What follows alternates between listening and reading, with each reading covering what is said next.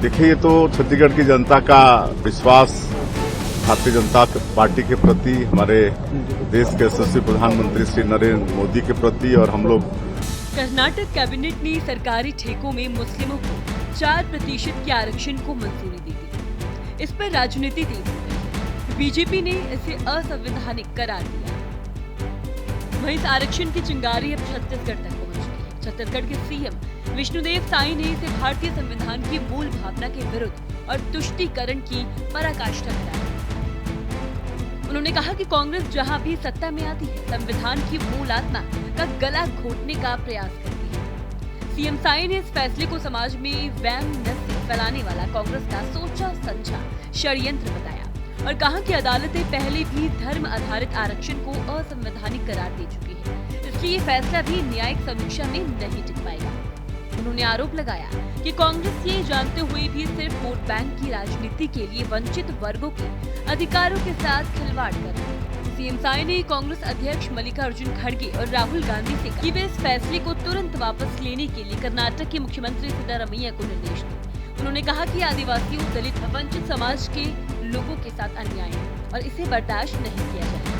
CM Sai ने कांग्रेस अध्यक्ष खड़गे पर निशाना साधते हुए कहा कि खड़गे जी खुद वंचित समाज से आते हैं, फिर भी सोनिया गांधी और राहुल गांधी के बहकावे में आकर अपने ही समाज के खिलाफ साजिश का हिस्सा बन रहे हैं। उन्होंने चेतावनी भरे लहजे में कहा, चेत जाइए खड़गे जी, इतिहास आपको माफ नहीं करेगा। वहीं सीएम साई ने नक्सलवाद को लेकर भी बयान दिया। उन्होंने क्या कुछ कहा, आइए आपको सुनवाते हैं। देखिए, ये तो छत्तीसगढ़ की जनता का विश्वास भारतीय जनता पार्टी के प्रति, हमारे देश के यशस्वी प्रधानमंत्री श्री नरेंद्र मोदी के प्रति और हम लोग 1.25 साल में जो काम किए हैं, मोदी की गारंटी को पूरा करने का काम किए हैं, चाहे वो प्रधानमंत्री आवास योजना हो, चाहे किसानों से किया गया वादा हो, या 70 लाख विवाहित माता बहनों को जो हर महीना 1-1 हजार रुपया महतारी बंधन का दे रहे हैं, तेंदुपत्ता का कीमत बढ़ाएं, पीएससी घोटाला की जांच सीबीआई कर रही है।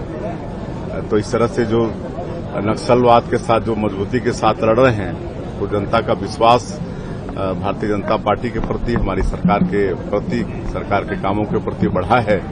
इसलिए नगरीय निकाय के चुनाव में भी और त्रिस्तरीय पंचायती राज के चुनाव में भी छत्तीसगढ़ की जनता का आशीर्वाद भरपूर मिला है। वहीं मुस्लिमों को 4% आरक्षण की मंजूरी के बाद छत्तीसगढ़ के डिप्टी सीएम अरुण साई का भी बयान अब सामने आ रहा है। उन्होंने कहा कि राहुल गांधी संविधान की कॉपी लेकर पूरे देश भर में घूम रहे थे, जबकि देश के संविधान में धर्मों के आधार पर भेदभाव स्पष्ट माना है। एक तरफ संविधान को हाथ में लेकर चलते हैं और दूसरी तरफ देश को तोड़ने का प्रयास हो रहा है। सरकार के फैसले की जितनी निंदा की जाए उतनी कम। मुस्लिम तुष्टीकरण और देश को विभाजित करना कांग्रेस का इतिहास, भ्रम, भय, भ्रष्टाचार कांग्रेस पार्टी का आधार।